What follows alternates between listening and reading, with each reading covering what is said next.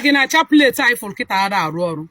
I am not a born Catholic, Man for chaplet ifo no nnukwute ọrụ.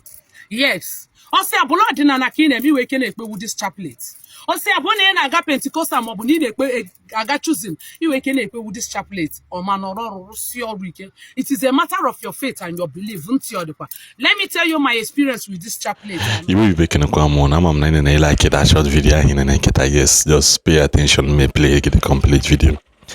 Imana ihe US can wait the video and is that the video has been trending and a lot of the omena and then akwetero noka ikikiwega against it.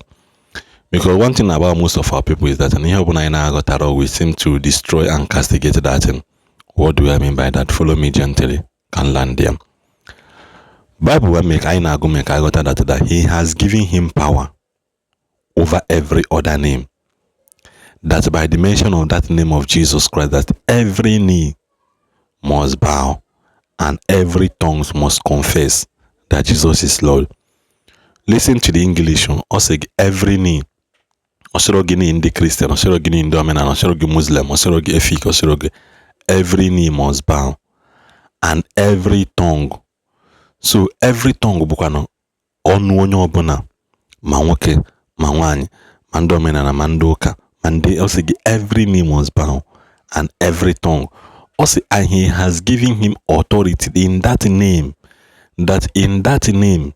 ni obuna ichogacho no mega.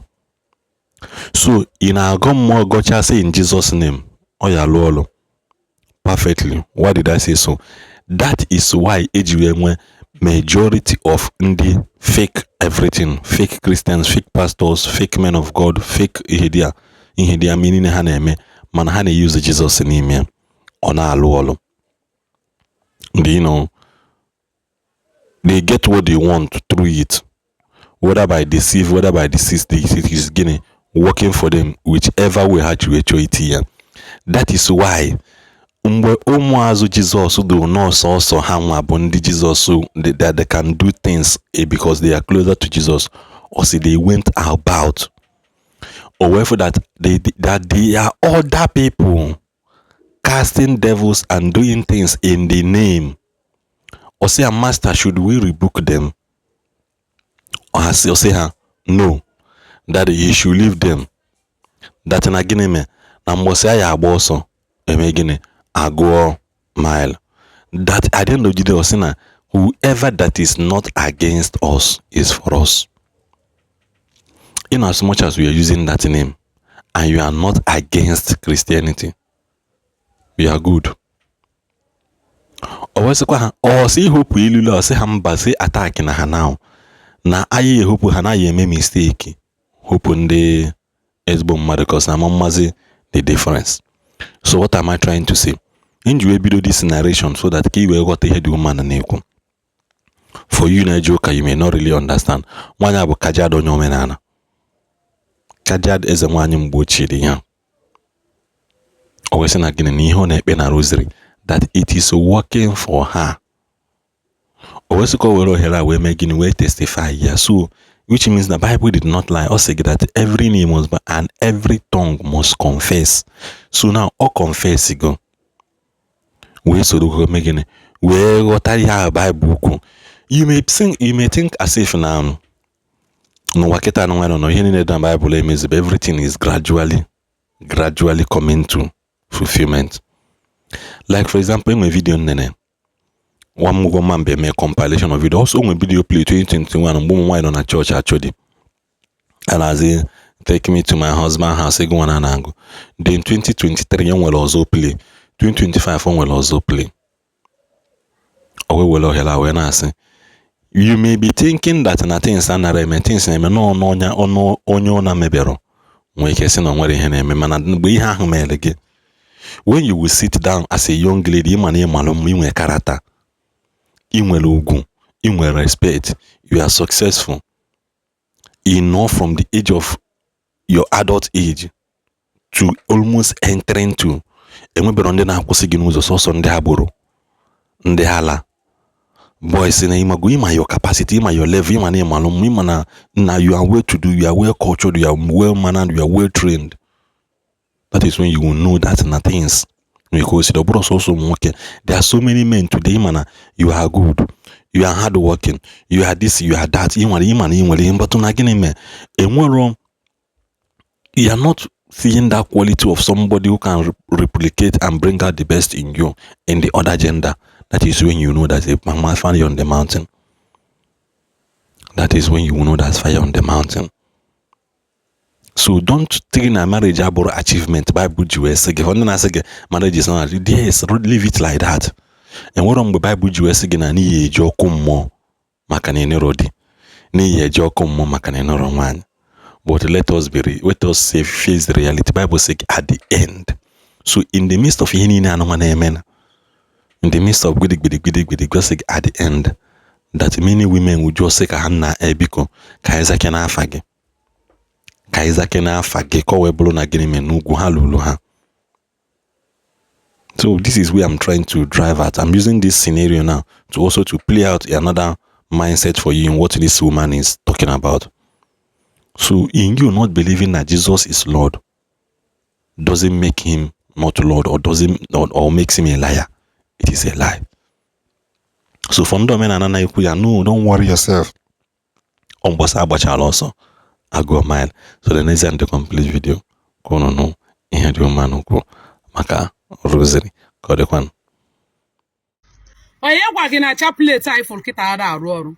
I am not a born Catholic, mana for chaplet ịfụ na nnukwute ọrụ.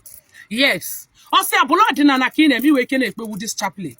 Ọ sị abụ na ị na-aga Pentecostal maọbụ na ị na-ekpe aga choosing iwe ike na-ekpewu this chaplet. Ọ ma nọrọ ọrụ rụsie ọrụ ike. It is a matter of your faith and your belief. Ntị ọ dịkwa. Let me tell you my experience with this chaplet. I am not a born Catholic. Na aba ihe anyị na-eje ebe a bụ choosing maọbụ deeper life. Maọbụ da izu ụka ndị a na-asụchi ntị sụchie niile ọ ya eji wee zụọ anyị. So I got married nụta nwoke na-eje Catholic na-ekpekwe chaplet a ekpeti ọnụ ya. It happens that day, as in this is my second afime, my second pregnancy. So ọ na-eru na 8 months mbido webe this labor, first labor or something like that. A na-eme ka a na-eme no rush m to ụlọ ọgwụ no asị na nwa awụọ na n'afọ no ndị ụlọ ọgwụ nke asị mba situation ha ji wefu ma mụ ma nwa na nwa awụgo n'afọ. My situation is like na I'm giving up na ha ma take care of me, so he refer me to another hospital. Eburu wee ruo n'ụlọ ọgwụ ọzọ a gyno ya Glory Hospital na Wada. You know my name is a gyno kadama, but he has all the equipment as a gyno. I will ever work away make not suppose or maybe no. May you need a higher men no cat on the one come more than one cha nothing. Doctor we that no where gyno maybe you need no yeah me set about one no turn no bad no care but ru no dim piani na turn about one no can one or off maka more ya cha nothing. Yeah, now wagi ya no Big Joe. Hey, I won't forget that man. If you Big Joe Nambuka, very big thank you. Oh yeah, be line when funding on it. Now Mukunu wake mama ka Big Joe. He was there with some of his friends. Before them then suka and they were they were there. And then me make a more cha who gonna for more na this week. In your base has meziamo operation. Say was yama for Kamadi because that was the only alternative. Or body warfare be no the thing is 50-50. Ike awugo from Maloye bido since ever almost 2 days we say yaligide. So iya ka na kwadozi na kwadosi eni eji we wa amafo. E we bubata m na room ebe a. Anom na ebe a. Mwe fu this picture start to again. Obo start to nnukute picture frame arụrụ na idi aso dị na arụ aja ebe a. Without weakness in me, I was looking at it. I know you are a mother. And then my wine agabiga na fime. Name of the pains na pass through never no one nokita. Or potano we he me worum. Na idea so biko batano mo say yamaka. Na idea so biko batano mo say yamaka ni ike avuko kwanum. Iya ka no na-ekwuzi ya n'ime n'ime na-ekwu ya n'ime n'ime ọ dịka o we strength batamu n'ime. Ihe nna gwa gị ya bụ nwa bụ atọ si ọtụgharị onwe ya nwa push kata ka m okwe ha ọmụmụ no. Ihe ka m kwucha nọ dịka strength abata m n'ime si m ngwa push. Ị mana n'elu ebe ahụ nọ just otu a ka m si push ye ọ bụrụ miracle. I did not forget it. Ebe a ka nọ wee bido chinibe chaplet a wee ma na ife dị na this chaplet. So mmadụ na-asị gị kpọrụ chaplet gị jee yafe gbachia nkịtị kpọrụ chaplet gị kpụsie ya ike. Ịgụọ Bible ikpe chaplet ịmụọ kandụl ikunye mmiri ha ncha niile so n'ekpere nke ọbụla ya zọ gị ya zọba gị ikwuru n'iru ya wee kpọkuo ije na mmiri jee kpọọ nke ọbụla ị na-akpọkpọ bịa kpọsibịa ike n'ofu chukwu a.